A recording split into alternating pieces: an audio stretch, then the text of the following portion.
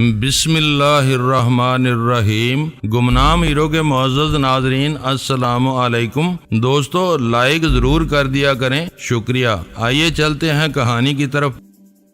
آپ سے مل کر ہمیں بہت خوشی ہوئی مسز فیلڈن۔ ویسے آپ کا اپنا نام کیا ہے؟ جی مجھے جوئنز کہتے ہیں، جوئنز پارکر۔ میرے والد کا نام ہنری پارکر تھا۔ اتنے میں ان کا ملازم لڑکا واپس آ گیا۔ جیسے ہی اس نے سائیکل گراج میں رکھی ہم نے پستول چھپا لیے۔ لڑکا اندر آیا تو اس کے ہاتھ میں ایک ٹوکری تھی۔ جوئنز فوراً ہی اس کی طرف لپکی تو اس نے نہایت ہی معصومیت ٹوکری میں سے شراب کی بوتل نکال کر اس کے سامنے کر دی۔ مسز گراف نے آپ کو سلام بولا ہے بی بی جی، کہتی تھیں بس ایک ہی بوتل رہ گئی تھی۔ اوہ ڈیم اٹ، یہ ٹوکری اسٹور میں رکھ دو اور جاؤ تم ان کے لیے ہوٹل سے کھانا لے آؤ۔ یہ ہمارے مہمان ہیں اور کھانا یہیں کھائیں گے۔ 2 روسٹ مرغے لے آنا۔ یہ کہہ کر اس نے اسکرٹ کی جیب سے 100 روپیہ نکال کر اسے دے دیا۔ ٹمی جلدی آ جانا، میں انتظار نہ کرتی رہ جاؤں۔ ٹمی اسی وقت واپس چلا گیا۔ اس نے یوں ہی اچٹتی سی نظر ہم پر ڈالی تھی اور اسے میرا خیال ہے کہ یقین نہیں آ رہا تھا کہ ہم اس کے لیے اتنے اہم بھی ہو سکتے ہیں۔ وہ باہر نکلا تو مجھے یہ احساس ہوا کہ جونز نے ہمارے لیے اپنا رویہ اس حد تک تبدیل کر لیا ہے کہ وہ ہمیں کھانے کی بھی دعوت دے رہی ہے۔ تو اس کی وجہ کیا تھی؟ میرا خیال ہے کہ میں آپ کے لیے چائے بنا دوں، اس نے پلٹتے ہوئے پوچھا۔ وہ ابھی تک بہت سنجیدہ نظر آ رہی تھی۔ نہیں، چائے کی ضرورت نہیں ہے ہمیں۔ میرے اس دوست کو کچھ تبخیر معدہ کی شکایت ہے، شاید السر بھی ہو چکا ہے، ہو سکے تو کافی لے آئیں۔ آبی نے نہایت ہی بے تکلفی سے کہا۔ وہ سالہ مسکرا رہا تھا اور اس کی بیر بیوٹی کے انگ انگ سے اس کی نظر لپٹ رہی تھی۔ وہ بال سنوارتی تھی تو وہ اس کی ایک ایک لٹ گن لیتا تھا، پاؤں اٹھاتی تھی تو اس کا فاصلہ ماپ لیتا تھا۔ میرے بارے میں جو بکواس اس نے کی تھی اس پر مجھے ہنسی بھی آئی اور رونا بھی۔ اسے کوئی ایسی نرگے میں آئی عورت ہمیشہ سے بے حد پسند تھی۔ وہ بھی کھیلی کھلائی عورت تھی۔ مسکرانے لگی، بولی کافی تو پھر ان کے لیے اور زیادہ نقصان دہ ہوگی۔ کیوں جیلانی صاحب؟ آپ کے بارے میں جو نشانیاں مجھے عالیہ نے بتائی تھیں وہ ساری صحیح نکلی، مگر مجھے السر کے بارے میں اس نے نہیں بتایا تھا۔ کیا کہا تھا اس نے میرے بارے میں؟ بہت کچھ کہا تھا۔ اس نے یہ بھی بتایا تھا کہ آپ بہت خوبصورت ہیں، مردانہ وجاہت کا نمونہ ہیں، چہرے سے بہت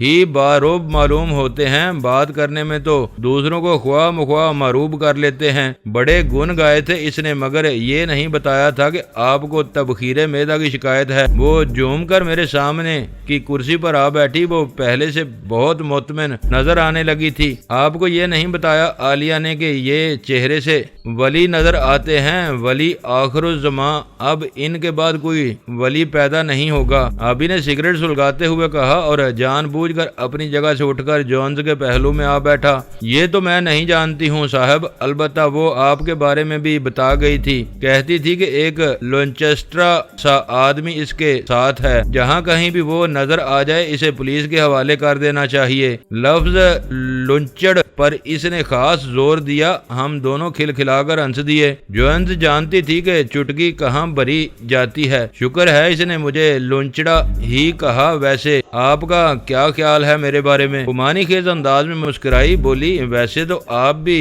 آدمی کے بچے ہی نظر آتے ہیں۔ وہ کہہ رہی تھی کہ اس سے کراچی میں آپ نے 75 لاکھ روپیہ چھین لیا تھا، کیا یہ سچ ہے؟ ایسے ہی بکواس کرتی ہے وہ۔ اتنا روپیہ وہ مجھے دے دیتی تو میں اسے ہمیشہ کے لیے اپنی جان بنا لیتا۔ ویسے ہے وہ بہت خوبصورت عورت۔ ابھی تک اس کے ہاں کوئی بچہ تو نہیں ہوا ہے نا؟ نہیں، اور میرا خیال ہے کہ ڈاکٹر دومن سے اس کا اسی وجہ سے فساد ہوا ہے۔ بچے کا بہت شوق ہے اسے۔ جوئنز نے بھی دوسرا سگریٹ سلگا لیا۔ یہ کون سی بڑی بات ہے؟ اپنے جیلانی صاحب جو موجود ہیں، پھر میں بھی حاضر ہوں، جو خدمت ہو سکی ضرور کریں گے۔ ایسی بھی کوئی بات ہے؟ آخر بڑا حق ہے اس کا ہم پر۔ خیر آپ تو مذاق کرتے ہیں مگر وہ واقعی بہت سنجیدہ ہے۔ میرا خیال ہے کہ پھر تو ڈاکٹر دومن کو تیر پھلا کھانا چاہیے۔ کیوں جیلانی صاحب؟ بک نہیں ہوئے تیرے حکیم کی ایسی تیسی؟ یہ بتائیں جوئنز کہ وہ اس وقت کہاں ہوگی؟ میں کچھ نہیں کہہ سکتی، اپنا صحیح پتہ وہ میرے پاس چھوڑ کر نہیں گئی۔ بہرحال شام کو وہ ضرور آئے گی۔ اس کی کچھ چیزیں یہاں موجود ہیں، وہ آپ ہمیں دکھا سکتی ہیں؟ دیکھ لیں۔ ویسے آپ کے کام کی ان میں سے کوئی چیز نہیں ہے، ایک VCR ہے اور چند فلمیں۔ اچھا ذرا دکھائیں تو ہمیں کہ وہ کیسی فلمیں ہیں۔ ایک ڈبے میں بند ہیں، میں نے تو کھولا نہیں، آپ دیکھ لیں۔ واپسی پر میرا خیال ہے وہ یہ چیزیں خرید لائی تھی۔ یہ کہہ کر وہ اٹھی اور ہمیں نشست گاہ سے اٹھا کر عقبی کمرے میں لے گئی۔ عالیہ کی دونوں چیزیں میز پر دھری تھیں، وہ ہم نے کھولی تو معلوم ہوا وہ 4 فلمیں بھی ساتھ لائی تھی۔ جوینت نے VCR کھول کر اسے ٹیلی ویژن سے لگا دیا اور ہمارے کہنے پر ایک فلم اس نے چلا دی۔ وہ کوئی 20 منٹ کی فلم تھی جس میں عالیہ، دمن اور ایک اور آدمی کسی جزیرے میں پھرتے دکھائی دیتے تھے۔ ہمیں نہیں معلوم تھا کہ وہ جزیرہ کہاں ہے اور اس کا نام کیا ہے۔ ساحل سمندر سے ہٹ کر ایک عمارت بھی دکھائی دے رہی تھی۔ معلوم یہ ہوتا تھا کہ وہ لوگ وہاں بالکل تنہا رہتے آئے ہیں، آس پاس آبادی کا کوئی نشان نہیں تھا۔ ایک وسیع و عریض جنگل عقب میں نمایاں تھا اور عالیہ وہاں دمن کے ساتھ مختصر لباس میں ادھر ادھر گھومتی نظر آتی تھی۔ وہ ساحل سے اترے تو سمندر کے کنارے کھڑی ایک کشتی میں جا بیٹھے۔ کیمرہ مسلسل ان کا تعاقب کر رہا تھا۔ کشتی میں بیٹھ کر وہ سمندر میں خاصی دور تک نکل گئے مگر کسی جگہ وہ ٹھہرے نہیں۔ فلم بالکل خاموش تھی اور صرف اس جزیرے کی تصویریں ہی دکھاتی تھی۔ کچھ ہی دیر بعد وہ واپس آئے تو پھر عمارت کے اندر چلے گئے۔ جب وہ دوبارہ کیمرے کے سامنے آئے تو دونوں نے بہت خوبصورت لباس پہن رکھا تھا۔ کچھ ہی دیر بعد 3 حبشی لڑکیاں ان کے قریب آ گئیں۔ وہ ان کے لیے باہر لان میں کھانا لگا رہی تھی۔ میں نے بہت چاہا کہ کسی نہ کسی طرح میں اس جزیرے کے بارے میں کچھ معلوم کر لوں مگر مجھے اس میں کامیابی نہیں ہوئی۔ کچھ ہی دیر بعد منظر بدل گیا۔ اب وہ جو اس عمارت سے ہٹ کر ایک اور عمارت میں داخل ہو رہے تھے اور دونوں نے ڈاکٹروں ایسا لباس پہن رکھا تھا۔ معلوم یہ ہوا کہ اس عمارت میں جو دوسری عمارت سے خاصی دور تھی ایک ہسپتال کھول رکھا تھا جس کے اندر ایک ہی وارڈ میں کوئی 30-35 مرد بستر پر لیٹے ہوئے تھے۔ دونوں ڈاکٹر باری باری مختلف مریضوں کے پاس جاتے رہے اور انہیں دیکھ کر پرچیوں پر کچھ لکھتے رہے۔ وہاں ان کی مدد کے لیے کئی اور لوگ بھی موجود تھے جن میں کچھ نرسیں تھیں اور کچھ ڈاکٹر بھی سب کی سب عورتیں تھیں۔ کیمرہ ابھی تک ان کے ساتھ ساتھ چل رہا تھا۔ مریضوں میں سے کئی آدمی پیٹ کی تکلیف میں مبتلا تھے، کسی کو آنکھ کا مرض لاحق تھا تو کوئی اپنی ٹانگیں پٹیوں میں دبائے ہوئے بیٹھا تھا۔ یہ کیا سلسلہ ہے یار، اس جزیرے کو جانتے ہو تم؟ آبی نے حیرت زدہ ہو کر پوچھا۔ ہاں، تمہارے والد صاحب یہاں رہا کرتے تھے۔ ابے مجھے کیا پتا کہ یہ کون سی جگہ ہے۔ کیوں مسز جونز، یہ جزیرہ کہاں ہوگا؟ مجھے بھی کچھ پتا نہیں ہے، میں نے تو یہ فلمیں آج ہی دیکھی ہیں۔ جوینت نے بڑی دلچسپی سے اس فلم کو دیکھتے ہوئے کہا۔ عالیہ بلا شبہ اس فلم میں قیامت ڈال رہی تھی۔ اس کی صحت پہلے سے بہت اچھی ہو چکی تھی اور وہ پہلے سے کہیں زیادہ جوان نظر آتی تھی۔ خدا اسے نظر بد سے بچائے، دمن اس کے لائق ہرگز نہیں ہے۔ ابھی نے خوش ہو کر کہا، ہائے اس نے تو میری جان ہی نکال لی ہے، اس کو حاصل نہ کرنا بہت بڑی اخلاقی گراوٹ ہے۔ ابھی نے واقعی سینے پر 2 ہتھڑ مارتے ہوئے کہا۔ جوینت بھی ہنسنے لگی۔ اس کی حالت بہت ہی ابتر ہونے لگی تھی مگر پھر وہ فوراً ہی سنبھل گیا۔ بولا، یہ بہرحال آپ کے پاسنگ بھی نہیں ہے مس جوینت، اللہ نے آپ کو اس سے کہیں زیادہ جاذب نظر بنایا ہے۔ جوینت نے کوئی جواب نہیں دیا۔ اس نے یہ فلم نکال کر دوسری فلم چلا دی جو چند لمحوں تک تو بالکل ہی خاموش رہی مگر پھر جب وہ فلم شروع ہوئی تو ہم تینوں ہی ذلیل ہو کر رہ گئے۔ وہ ساری کی ساری فلم عیاشی کا مرقع تھی۔ آبی نے فلم VCR سے کھینچ کر ڈبے میں بند کی اور جوینت کو وہاں سے اٹھاتے ہوئے بولا، مجھے افسوس ہے مسز جوینت، ہم نے آپ کو بہت پریشان کیا۔ میں نے اس سے زیادہ بھیانک مناظر آج تک نہیں دیکھے ہیں، ہم واقعی آپ سے شرمندہ ہیں۔ آبی نے زمین پر نظریں گاڑتے ہوئے کہا۔ ہم جوینت کو ساتھ لے کر اس کی نشست گاہ میں آ گئے تھے۔ آبی واقعی بہت زیادہ افسردہ تھا اور میں بھی، ہماری نظریں اوپر نہیں اٹھتی تھیں۔ نہیں آپ شرمندہ نہ ہوں، یہ ہماری تہذیب نہیں ہے، یہ ذلت کی انتہا ہے۔ میں اپنی جگہ ڈر گئی تھی کہ کہیں آپ یہ فلم دیکھ کر پاگل نہ ہو جائیں، مجھے یہی ڈر تھا، بائی گاڈ، مگر مجھے نہیں معلوم تھا کہ میں اتنے قابل احترام لوگوں کے درمیان بیٹھی ہوں۔ میں آپ کی شکر گزار ہوں جیلانی صاحب۔ اس کی آنکھیں بہہ نکلی تھیں، ایک تحیر امیز جذبہ تشکر اس کے دل میں یوں ابھر آیا تھا کہ اس کی آنکھیں بھی اس کو دبا لینے میں ناکام رہ گئی تھیں۔ حالانکہ ہم جان چکے تھے کہ پال اس کے پاس کیوں آیا ہے اور وہ بوتل ٹمی کس کے لیے لایا تھا۔ وہ دونوں اسی تہذیب کا حصہ تھے۔ چھوڑیں مسز جونز، دفع کریں، جائیں ہمارے لیے چائے بنائیں۔ وہ نشست گاہ سے اٹھی اور بائیں ہاتھ کے باورچی خانے میں جا گھسی۔ میرا خیال ہے ہم اسے فیلڈن کے بارے میں بتا دیتے ہیں۔ نہیں یار، 2 گھڑی یہاں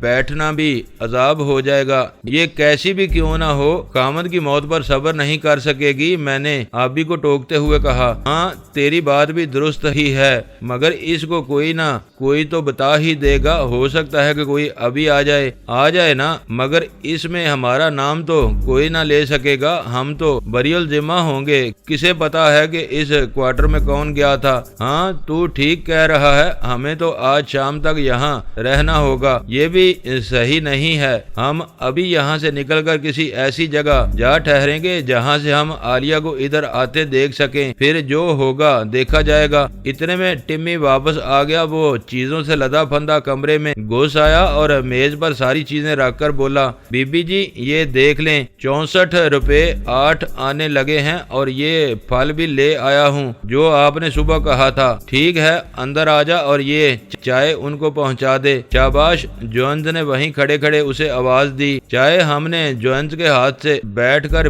پی۔ وہ ایک بار پھر بہت سنجیدہ ہو گئی تھی۔ جب وہ باورچی خانے میں گھسی ہوئی تھی تو وہیں کسی راستے سے وہ اپنے وارڈروب میں سے لباس تبدیل کر رہی تھی اور اب اس کے حلیے سے متانت ٹپک رہی تھی۔ پتہ نہیں وہ کس خیال میں تھی۔ ٹمی وہاں سے ہٹ کر باہر جا بیٹھا تھا۔ مکان کچھ اس قسم کا تھا کہ نشست گاہ کے بالکل سامنے ایک چھوٹا سا گھاس کا قطعہ تھا، بائیں ہاتھ گراج جس میں موٹر آرام سے کھڑی کی جا سکتی تھی، وہیں سے گزر کر مکان کے اندر کا راستہ کھلتا تھا۔ 3 بیڈ روم نیچے تھے اور 2 اوپر۔ عقبی حصے میں زیادہ بڑا لان تھا اور اس کے پیچھے دیوار۔ ٹمی غالباً وہیں جا بیٹھا تھا۔ ہم چائے پی رہے تھے کہ عین اس وقت فون کی گھنٹی بجی۔ ہم چونک سے گئے کیونکہ ہمیں نہیں معلوم تھا کہ وہاں فون موجود ہے، مگر خوابگاہ میں رکھا گیا تھا۔ جوینز اٹھ کر تیزی سے اس کمرے میں پہنچی تو ہم نے بھی برتن میز پر رکھے اور اس کے پیچھے وہاں جا پہنچے۔ فون اٹھا کر وہ بولی، ہیلو جی میں مسز فیلڈن بول رہی ہوں۔ دیکھیں میں ہسپتال سے آئزک بول رہا ہوں، آپ کے لیے اچھی خبر نہیں ہے، مسٹر فیلڈن کو کسی نے قتل کر دیا ہے۔ آواز خاصی اونچی تھی جسے ہم بھی بخوبی سن رہے تھے۔ کیا کہا؟ فیلڈن کو کسی نے قتل کر دیا ہے؟ لگتا تو ایسا ہی ہے، وہ ہسپتال کے ایک کوارٹر میں شدید زخمی حالت میں ملے ہیں اور انہیں کوئی ہوش نہیں ہے۔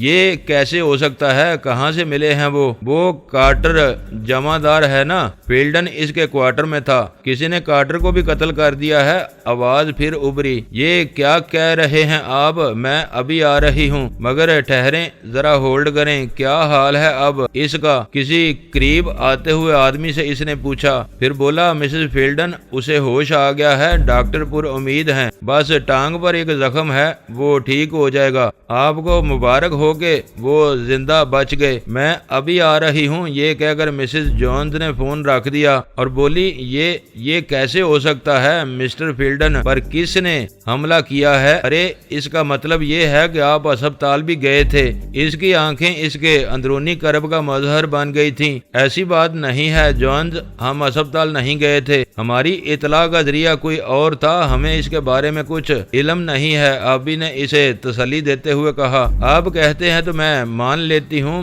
مگر حالات تو یہی بتاتے ہیں، مجھے فوراً ہسپتال جانا ہوگا۔ ہاں ضرور جائیں، ہم شام کو پھر آئیں گے، آبی نے اس کے قدم سے قدم ملاتے ہوئے کہا۔ ہاں آپ بے شک شام کو آ جائیں ٹمی۔ ارے او ٹمی، یہ سامان ادھر میز پر لگا دے، یہ لوگ بھی کھانا کھائیں گے۔ کسی نے فیلڈن کو زخمی کر دیا ہے، میں ہسپتال جا رہی ہوں۔ زخمی کر دیا ہے؟ کس نے زخمی کیا ہے انہیں؟ یہ تو بہت برا ہوا بی بی جی۔ ہاں تم گھر کا دھیان رکھنا، یہ لوگ کھانا کھا کر جاتے ہیں تو اندر سے تالا لگا لینا۔ یہ کہہ کر اس نے باورچی خانے سے برتن نکال کر بڑی میز پر لگا دیے۔ ٹمی بھی اس کا ساتھ دے رہا تھا۔ دونوں کے چہرے بجھ سے گئے تھے۔ ایسے میں ہم کھانا کیسے کھا سکتے ہیں؟ جوینز آپ اسپتال جائیں، پتہ نہیں اس کی کیا حالت ہو۔ میں نے اس کے قریب جا کر کہا، آپ میرے مہمان ہیں جناب، اور کھانا آ چکا ہے، 10 منٹ میں ہم فارغ ہو جائیں گے۔ اس نے تیزی سے برتن میز پر لگا کر کھانا ہمارے سامنے لگا دیا۔ روسٹ مرغ میں نمک کچھ زیادہ ہی تھا،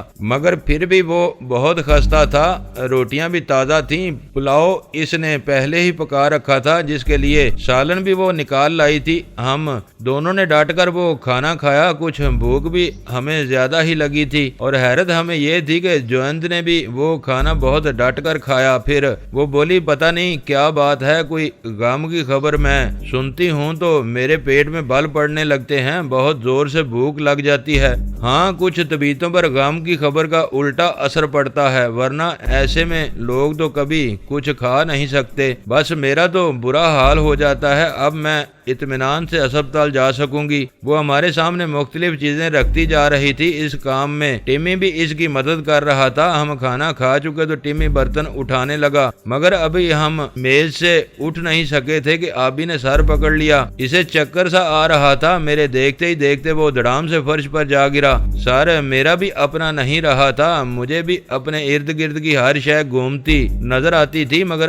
آبی کا حال کچھ زیادہ ہی برا ہو گیا۔ تب مجھے محسوس ہوا کہ جوینز نے ہمیں جان بوجھ کر کھانے میں زہر ڈال کر کھلا دیا تھا۔ اپنے خاوند کے قاتلوں کو وہیں پکڑ لینا چاہتی تھی۔ جب ہی تو وہ ہم سے اصرار کر رہی تھی کہ ہم کھانا کھا لیں۔ پتہ نہیں میرے وجود میں ایسی کون سی حس تھی جس نے مجھے آنے والے وقت کی پوری تصویر دکھا دی تھی۔ میرا معدہ بھی الٹنے لگا تھا، مگر میں نے اپنی قوت ارادی سے کام لیتے ہوئے خود کو گرنے سے بچاتے ہوئے کہا، یہ تم نے کیا کر دیا ہے جوینز؟ ہمیں زہر دے دیا ہے تم نے، مگر میں تمہیں زندہ نہیں چھوڑوں گا۔ یہ کہہ کر میں نے بڑی مشکلوں سے پستول سیدھے ہاتھ میں پکڑا اور جوینز کو اس کی زاد میں لے کر میں نے پاگلوں کی طرح اسے دھکیل کر غسل خانے میں اتنی تیزی سے بند کر دیا کہ وہ چیخ بھی نہ سکی۔ ٹمی باہر بھاگنے لگا تھا، مگر میں نے اسے روکتے ہوئے کہا، اوئے کتے، رک جا ورنہ میں تجھے ذبح کر دوں گا۔ اس کو اٹھتے ہوئے قدم وہیں رک گئے۔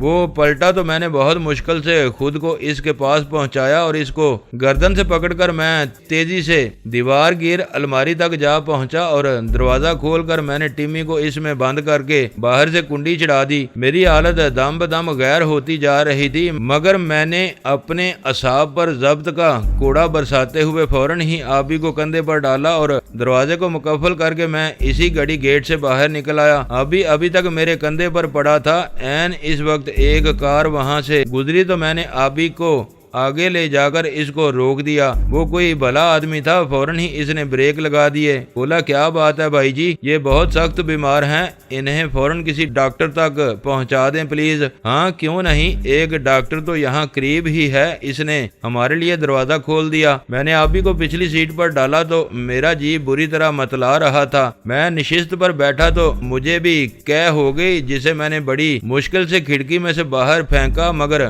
پھر بھی کچھ غلاظت کار پر رہ گئی۔ کوئی بات نہیں، میں اسے صاف کر لوں گا۔ لگتا ہے کہ آپ کی طبیعت بھی سخت خراب ہے۔ ہاں، کسی نے ہمیں زہر کھلا دیا ہے، پلیز ذرا جلدی کریں۔ میں نے منہ کھڑکی سے باہر رکھتے ہوئے کہا۔ اس نے کار کی رفتار اور تیز کر دی۔ ڈاکٹر زیادہ دور نہیں تھا۔ جب ہم وہاں پہنچے تو آبی کے منہ سے جھاگ نکلنے لگے تھے۔ اس کی زندگی سخت خطرے میں تھی اور میرا اپنا کچھ پتہ نہیں تھا کہ میں کہاں دم توڑ دوں۔ اب تک تو میں نے صرف اپنی قوت ارادی سے کام لے کر خود کو آگے بڑھایا تھا، مگر اب میری ہمت بھی جواب دینے لگی تھی۔ کھانے میں اس گشتی نے نہ جانے کیا ملا دیا تھا۔ ڈاکٹر سیف اللہ اس کا نام تھا اور وہ ابھی تک کلینک میں موجود تھا۔ وہ آدمی جس نے ہمیں وہاں تک پہنچایا تیزی سے ڈاکٹر کو ہمارا حال بتانے لگا تو فوراً ہی اس نے ہمیں پچھلے کمرے میں پہنچا دیا اور پھر ہمارے مرد کو سمجھتے ہوئے اس نے ہمیں 2 ٹیکے لگا دیے اور ہمارے معدوں کو صاف کرنے کے لیے دوائیں دینے لگا۔ کوئی 4 گھنٹے بعد میں زہر کے فنا کن اثر سے محفوظ ہو چکا تھا، مگر آبی کو ابھی تک ہوش نہیں آیا تھا۔ پھر بھی سیف اللہ کا خیال تھا کہ وہ بچ جائے گا۔ اس کی حالت زیادہ ہی بدتر ہو گئی تھی۔ میری زندگی میں یہ دوسرا بلکہ تیسرا موقع تھا کہ ہمیں دشمنوں کے ہاتھوں زہر پھانکنا پڑا، مگر وہ زہر جو میں نے کندیار میں پیا تھا اس سے مختلف تھا۔ اس زہر نے تو ہمیں نیند میں محو کر دیا تھا، مگر یہاں کیفیت ہی اور تھی۔ وہ آدمی جو ہمیں کار میں ڈال کر وہاں لایا تھا اسی وقت باہر نکل گیا۔ اسے ڈر ہوگا کہ تفتیش ہوئی تو پولیس اس کا بھی برکس نکال دے گی۔ ابھی رات کے 9 بجے ہوش میں آیا۔ میں بھی زہر کے اثر سے محفوظ تو ہو گیا تھا، مگر مجھے بھی اٹھنے میں 8 بج گئے۔ اعصاب کسی طرح کام ہی نہیں کرتے تھے۔ پتہ نہیں اس جوند نے ہمیں کیسا زہر دیا تھا کہ ہمارے حواس ہی معطل ہونے لگے تھے۔ ڈاکٹر سیف اللہ ہمیں دوا دارو دے کر گھر چلا گیا۔ جب وہ شام کو 6 بجے لوٹا تو ہم ابھی تک نیم بے ہوشی کے عالم میں تھے۔ میں بات تو کر سکتا تھا، مگر نہ ہاتھ چلتے تھے نہ پاؤں میرا ساتھ دیتے تھے۔ یوں لگتا تھا جیسے میری کمر سے کسی نے ہڈی ہی نکال لی ہے۔ رات کو 11 بجے تک آبی بہرحال اس عذاب سے باہر نکل آیا، مگر سکت اس میں بھی باقی نہیں رہ گئی تھی۔ اس گھڑی ایک چلبلی سی نرس ہمارے پاس تھی۔ اس نے مجھے اور آبی کو ہوش میں دیکھ کر کہا، اب کیا حال ہے جناب کا؟ کیا کھا لیا تھا آپ لوگوں نے؟ پتہ نہیں، ایک آدمی کے ہاں کھانا کھاتے ہی ہماری یہ حالت ہو گئی۔ میری اور اس کی جیب میں کچھ رقم تھی۔ میں نے آبی کی طرف اشارہ کرتے ہوئے نرس سے پوچھا، وہ سب کچھ محفوظ ہے جناب؟ اتنی 80,000 کا ڈرافٹ اور نقد رقم ڈاکٹر نے الگ رکھوا دی تھی۔ آپ تھانے میں رپورٹ درج نہیں کرائیں گے؟ نہیں بی بی، اس کی ضرورت نہیں ہے۔ میرا خیال ہے کہ وہ کھانا ہی غلط تھا۔ جی نہیں، آپ کو باقاعدہ زہر دیا گیا ہے۔ بہرحال تھانے کا معاملہ ڈاکٹر نے آپ کی مرضی پر چھوڑ دیا تھا۔ آپ اٹھیں گے تو پھر بات کر لیں گے ڈاکٹر سے۔ ابھی بھی اس کی باتیں سن رہا تھا۔ اس نے چادر ایک جھٹکے سے الگ پھینکی اور بولا، اٹھ جا یار، وہ تو وہاں آ کر جا بھی چکے ہوں گے،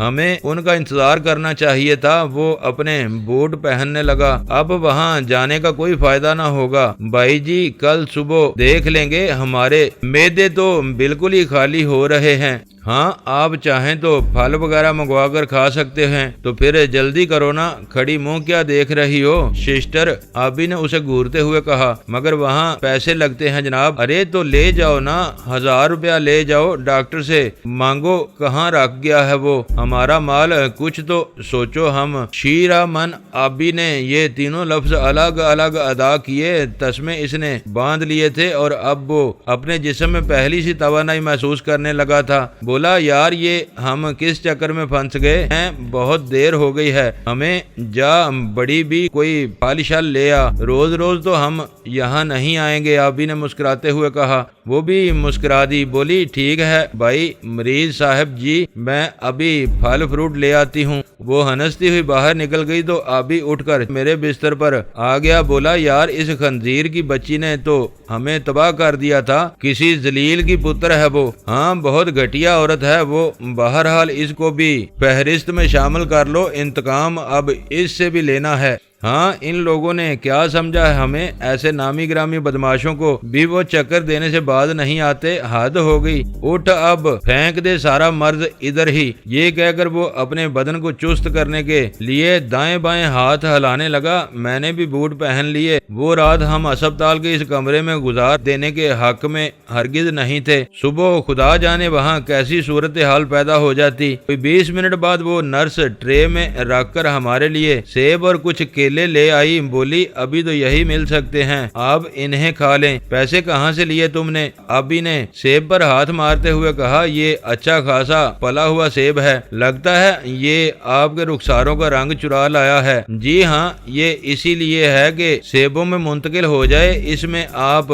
کی مونچھوں کا رنگ بھی شامل ہے۔ ابھی تو آپ مر رہے تھے اور اب مذاق کی سوچ رہی ہے آپ کو۔ دراصل آدمی بہت ڈیٹ شے ہے سسٹر، من ہر بلا اس پر سے گزر جاتی ہے اور وہ پھر اٹھ بیٹھتا ہے۔ ویسے بائی دی وے تمہارا نام کیا ہے؟ میرا نام ہم شیرا ہی ہے۔ ویسے بائی دی وے آپ کا اسم گرامی کیا ہے؟ رجسٹر میں تو کچھ نہیں لکھا، صرف یہی لکھا ہے، نامعلوم ولد نامعلوم مرض زہر خورانی۔ ہاں یہ اور بھی اچھا ہے، بے نام ہی مرنا اچھا ہے۔ ویسے بائی دی وے میرا نام منزہ ہے اور آپ کا؟ مجھے تو SGMM پیر زادہ کہتے ہیں اور یہ ہاشم خان ہیں۔ آپ کو زہر کس نے دیا ہے؟ بس تھی ایک ایسے ہی نالائق سی عورت، وہ دراصل ہم دونوں کی لاشیں حنوط کر کے ڈرائنگ روم میں سجانا چاہتی تھی تاکہ ہم بھاگ نہ جائیں، اتنی محبت تھی اسے ہم سے۔ آبی نے سیب کا ایک ٹکڑا اسے پیش کرتے ہوئے کہا۔ وہ ہمارے قریب ہی کرسی پر بیٹھ گئی تھی اور ہماری باتوں میں زبردست دلچسپی ظاہر کر رہی تھی۔ وہ ہنس دی۔ آبی کی حصہ ظرافت کچھ زیادہ ہی پھٹک رہی تھی۔ اسے یقین ہو گیا تھا کہ اب وہ زہر کے اثر سے محفوظ ہو چکا ہے۔ پھل کھا کر ہم نے ٹرے اسے واپس کر دی تو عین اس وقت ڈاکٹر سیف اللہ ہمارے کمرے میں گھس آیا۔ وہ اس وقت کسی جاں بلب مریضہ کو وہاں دیکھنے آیا تھا۔ ہماری بھی عیادت کو آ نکلا۔ اب کیا حال ہے جناب؟ ہم تو اب خدا کے فضل سے بالکل ٹھیک ہیں اور یہاں سے جانا چاہتے ہیں، مگر مجھے آپ نے یہ نہیں بتایا کہ یہ زہر آپ کو کس نے دیا تھا۔ اپنا نام پتہ بھی آپ نے نہیں بتایا، وہ آدمی بھی نہیں رکا جو آپ کو یہاں لایا تھا۔ آپ کے سوال تو ڈھیر سارے ہیں، آپ جائیں مس منزہ، ہم ان سے ضروری بات کرنا چاہتے ہیں۔ میں نے نرس کو باہر بھیج دیا۔ آپ بھی اٹھ کر ڈاکٹر کے سامنے جا ٹھہرا۔ بولا ہم کسی کے لیے مصیبت نہیں بننا چاہتے، خدا اس کا بھلا کرے جس نے ہمیں اس حال کو پہنچایا ہے، وہ ہماری عزیزہ ہی ہیں مگر ذرا پاگل ہیں۔ آپ یوں کریں کہ ہمیں ساری رقم واپس دے دیں اور اپنا بل اس میں سے کاٹ لیں۔ یہ کیسے ہو سکتا ہے جناب؟ یہ تو پولیس کا کیس ہے، آپ کو بچا لینا میرا فرض تھا، مگر اب تو کارروائی پولیس کو کرنا ہوگی۔ آپ کے دونوں پستول بھی میرے پاس ہیں۔ وہ بہت سنجیدہ ہو رہا تھا۔ جی نہیں، ہم بچ گئے ہیں، بس یہی بہت کافی ہے، پلیز ہماری رقم ہمیں دے دیں اور السلام علیکم۔ آپ کا بہت بہت شکریہ ڈاکٹر سیف اللہ صاحب، آپ کا یہ احسان ہم کبھی نہیں بھول سکیں گے۔ آبی نے اس کا کندھا تھپ تھپاتے ہوئے کہا۔ وہ کسی گہری سوچ میں ڈوب گیا مگر پھر جلدی سے بولا، ٹھیک ہے میں 10,000 روپے رکھ لیتا ہوں، اگر آپ کو منظور ہو تو باقی رقم آپ کو ابھی دے دیتا ہوں۔ ہمیں منظور ہے، چلے میں آپ کے ساتھ چلتا ہوں۔ یہ کہہ کر آبی فوراً ہی ڈاکٹر کے ساتھ کمرے سے باہر نکل گیا۔ جب وہ لوٹا تو ساری رقم اس کے ہاتھ میں موجود تھی اور پستول بھی۔ وہ بہت خوش تھا۔ رقم میری جیب میں ڈال کر بولا، یہ مس منزہ کو اپنی لو ایٹ فرسٹ سائٹ کا یقین دلا آیا ہوں، اس سے میں پھر ملوں گا۔ تو کیسے یقین دلا آیا ہے اسے؟ کوئی رقم دی ہوگی تو نے اس کے ہاتھ پر؟ نہیں یار، بالکل ہی گامڑ ہو تم۔ رقم کیا چیز ہے؟ میں اس کے لیے تاج محل بنوا سکتا ہوں، ایسی ہم رقص کے لیے تو تم اس کے ساتھ رقص کرتے رہے ہو۔ نہیں یار کچھ سمجھا کر، میں اس کے ہاتھ پر 100 روپیہ بھی رکھ آیا ہوں، اس نے ہماری اتنی خدمت کی ہے بھائی، چل دفع کر، اس کا ایڈریس بھی لے آیا ہوگا تو؟ ہاں کاچو پورے میں رہتی ہے، اب یہ مصیبت پتہ نہیں کہاں ہے، خیر معلوم کر لیں گے، لڑکی بہرحال اچھی ہے۔ یہ کہہ کر وہ میرے ساتھ ہی کلینک سے باہر نکل آیا۔ اس وقت رات کے 11:30 بج رہے تھے۔ ایک پہاڑ ایسے اجاڑ ویران رات ہمارے سامنے تھی اور ہمارے عقب میں مسز فیلڈن کا گھر تھا۔ سمجھ میں نہیں آتا تھا کہ ہم ایسے میں کہاں جائیں۔ آبی باہر کی فضا کو سونگتے ہوئے بولا، یار اس سے تو اچھا تھا ہم کلینک میں ہی رہ جاتے، وہاں وہ بھی تو تھی اور علاج بھی وہ کر ہی رہے تھے۔ ہاں مگر اب ہم واپس نہیں جا سکتے ہیں، چلو ذرا اس فیلڈن کی ہمشیرہ کو دیکھتے ہیں۔ اس ذلیل عورت نے ایسا دھوکہ کیا ہے ہم سے کہ ہم جان سے ہی گزر گئے تھے۔ اس ڈاکٹر نے الگ ہمیں چھین لیا ہے۔ 10,000 میں یہ سودا مہنگا نہیں ہے جلانی، وہ ہمیں پھنسا بھی سکتا تھا۔ آبی نے اپنی ران کو دونوں ہاتھوں میں لے کر ماپتے ہوئے کہا، یار میں کچھ کمزور ہو گیا ہوں، میرا خیال ہے کہ میرا 10 پاؤنڈ وزن کم ہو گیا ہے، ٹھیک ہو جائے گا، ذرا راشن ڈبل کر دو۔ ایسے جھٹکے تو اس عاشقی میں آتے ہی رہتے ہیں، مگر ایسا جھٹکا لا حول ولا قوت۔ اب کیا کہو گے اس جون سے کہ بی بی ہم عشق سے باز آئے، ہمارے پیسے واپس کر دو، یہی کہو گے اس سے؟ نہیں یار، خواہ مخواہ ذلیل نہ کر مجھے، میں نے کون کون سے پیسے دیے تھے اسے، میرا مطلب ہے پھر تم کیا کہو گے اس سے؟ دیکھ لوں گا میں اسے، میرا نام بھی جیلانی ہے، عالیہ کے ساتھ اس کو بھی کوٹھے پر نچا دوں گا۔ ہاں یہ ٹھیک ہے، اس کے پاؤں میں گھنگرو بہت سجیں گے۔ یار میرا اس وقت گانا سننے کو دل چاہتا ہے، کوئی ترکیب سوچو۔ دور پھٹے منہ، تیرا جواب نہیں ہے، یعنی اب تجھے کوٹھا یاد آنے لگا ہے نا؟ پاگل پن کی بات ہے نا، پاگل پن کی بات۔ دوستو ویڈیو کو لائک ضرور کر دیا کریں۔ ISI پاک آرمی زندہ باد، پاکستان پائندہ باد۔ معزز ناظرین اپنا خیال رکھیے گا اور اپنے اس چینل کا بھی شکریہ۔